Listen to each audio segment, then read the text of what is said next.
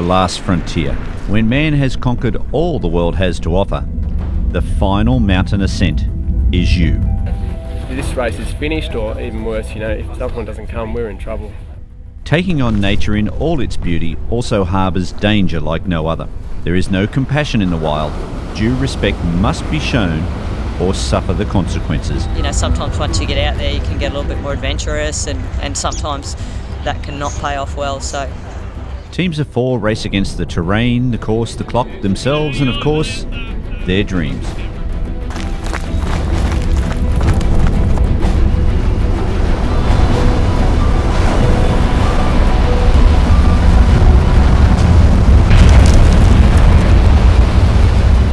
Each June long weekend, Australia's adventure races descend upon the mid-north coast of New South Wales. The local communities and media are all drawn to these guardians of the human spirit and the Geoquest event. Lasting 48 hours non-stop without rest or sleep, Geoquest is a litmus test for all, especially Irene and Fully Rad Adventures. I've had a lot of challenges with my health, probably earlier on in my life. I was diagnosed with a pretty aggressive rheumatoid arthritis and that really limited me with the type of physical activity that I could do. Well, I guess I used the illness to make me stronger so that I can endure other types of, what other people see as pain and inconvenience. For me, it's something that I've lived with for, 20 odd years now, and so I see those type of challenges as something that's a little bit more fun, that I know have an end point, whereas the pain you live with every day is something that is quite different and certainly puts everything else into perspective. The Geoquest 48 Hour is a pivotal step in completing the 800 kilometre XPD event in September this year. Teams compete in the spirit of past pioneers and seek to emulate the feats of our modern Aussie adventurers. A price, though, must be paid. Oh, look, we're always dreaming to get a podium finish. That's always for Geoquest. It's the premier event in Australia, and I think to finish on the podium for any team is what your goal is.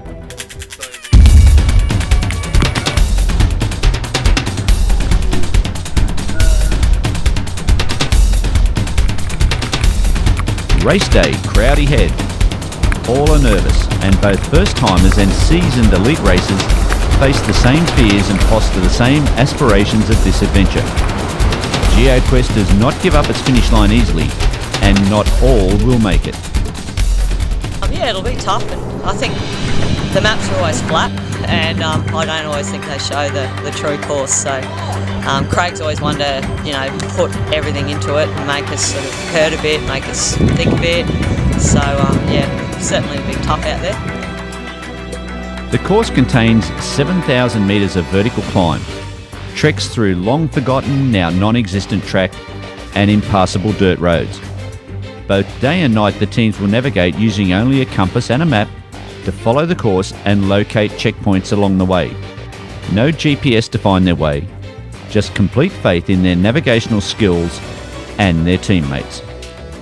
Finishing is the #1 goal for all teams. The early leaders have taken a strong lead, and the remainder of the field are still hidden under a veil of rain and chop. The first paddle was really challenging, and for us, I was thinking I'm hanging on the back here for dear life, and we're coming third, and how are those other teams surviving? Fully Rad Adventures are in trouble. They have capsized. Search and rescue are called to assist. Because we'd specifically got a stable craft that was fast, and we fell in, and we hadn't fallen in any stage paddling and training, and it just tipped in, and we practiced getting back in the water, and so sure enough we did the technique and it wouldn't work, and in fact we kept trying for 40 minutes and we just couldn't get back in the water, in the boat.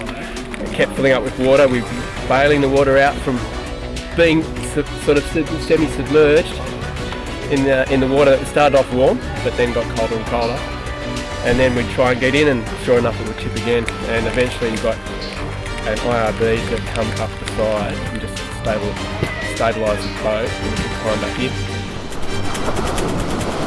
Definitely finishing was a bonus, that paddle. So we then set off on the run after that, and we were just motoring. Some teams hammer the whole course while others are intent on surviving the distance.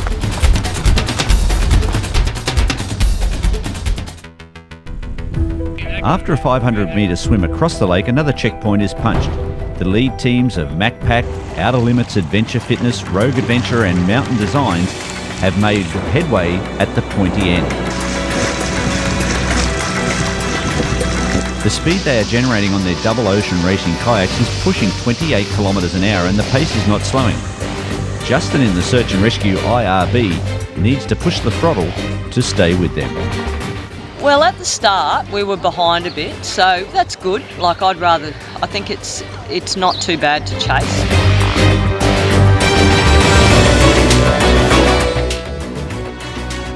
Ross Glen and the end of the second kayak leg finds Fully Rad Adventures arriving just after dark.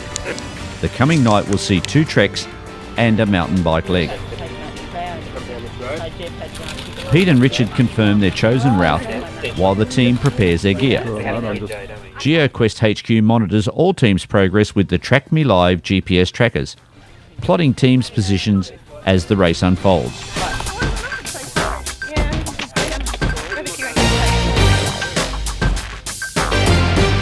Earlier, Paul and Team Explore bolted into the forest looking as fresh as they had just started.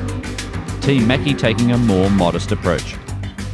The night, though, will be long and tough, and teams will show severe wear and tear come the next dawn and arrival at Mid-Camp Comboyne.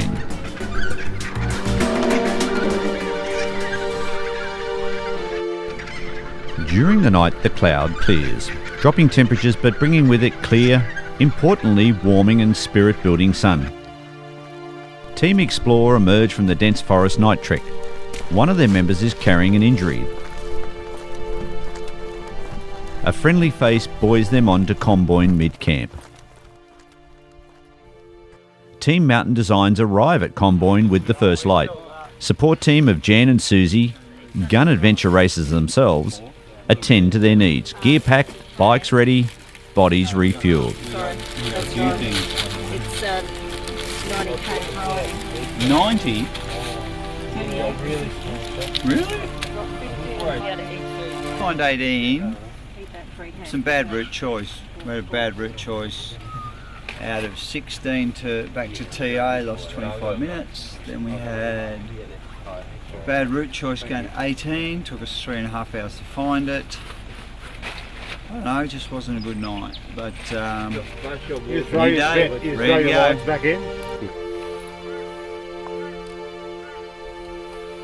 Just relentless hills, and it wasn't the steepest hills in the world, so I wouldn't say it was hiker bike stuff, but because it was rideable, you thought, oh, I've got to keep riding. But you'd get to the top and you'd just see another corner and another corner, and look, a few times I just had to get off the bike and walk a bit just to get my spirits back up, and then you jump back on again and keep riding. Nick has a possible race-threatening mechanical. A quick shudder goes through the team. Just a drop chain and a sigh of relief for all. Still hanging in the top 3, Mountain Designs is now being attacked. Cycle Zone Mooloolaba is being urged along by Todd Valance. Team members work together as a unit. Angela is getting a tow here to keep the team at full speed. But don't mistake female members as being the weak link here. The girls are widely acknowledged as the toughest mentally in a sport that relies on grey matter more than any other. All teams are now suffering. Where are we now? We're about to do a 50k ride. Leg 5 out of 10, so when we finish this we'll be over halfway, and I'm feeling it. Going through personal highs and lows, there is no easy route to the finish, just enduring perseverance, one step at a time.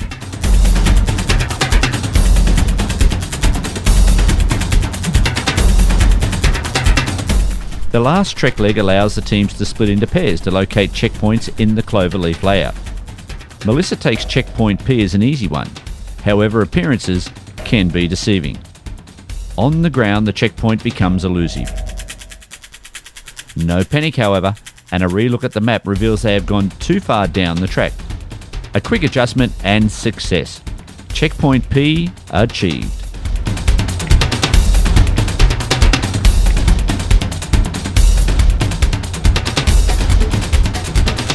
Fully Rad is visually spotted by their support crew.